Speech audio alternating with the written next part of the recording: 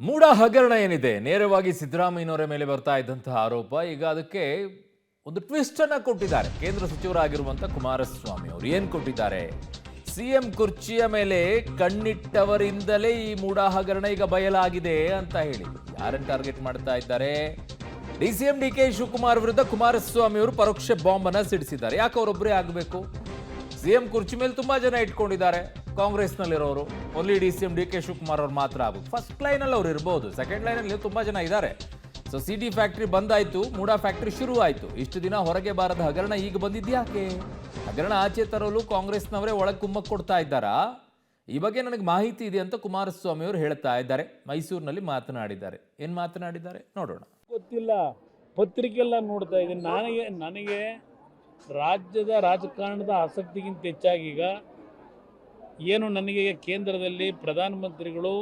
2 ಜವಾಬ್ದಾರಿಯುತವಾದ ಇಲಾಖೆ ಕೊಟ್ಟಿದ್ದಾರೆ ಅದರ ಕಡೆ ನನ್ನ ಗಮನ ಇದೆ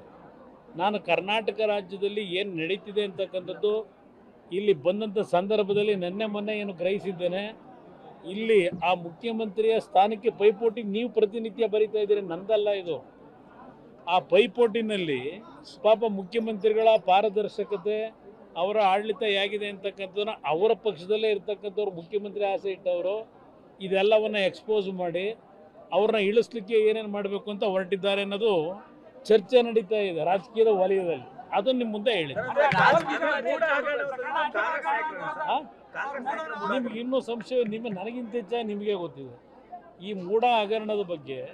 ಇಷ್ಟೆಲ್ಲ ಹೊರಗಡೆ ಈಗ ಬರಬೇಕಾದ್ರೆ ಏನು ಪಾಪ ಅಲ್ಲಿರ್ತಕ್ಕಂಥವ್ರು ಈಗ ಸ್ಥಾನಮಾನಗಳ ಬಗ್ಗೆ ಪೈಪೋಟಿ ನಡೀತಿದೆಯಲ್ಲ ಆ ಜಾಗಕ್ಕೆ ಹೋಗ್ಬೇಕು ಅಂತೇಳಿ ಅವರುಗಳಿಂದ ಇದೆಲ್ಲ ಹೊರಗಡೆ ಎಕ್ಸ್ಪೋಸ್ ಆಗಿರೋದು ಇಷ್ಟು ದಿವಸ ಆಗದಿರೋದು ಈಗ ಯಾಕೆ ಬಂತು ಈಗ ಸಿಡಿ ಮ್ಯಾನುಫ್ಯಾಕ್ಚರ್ದು ಮುಗೀತು ಕತೆ ಈಗ ಮೂಡಾದ ಕಾರ್ಯಕ್ರಮಗಳು ಪ್ರಾರಂಭ ಆಗಿದೆ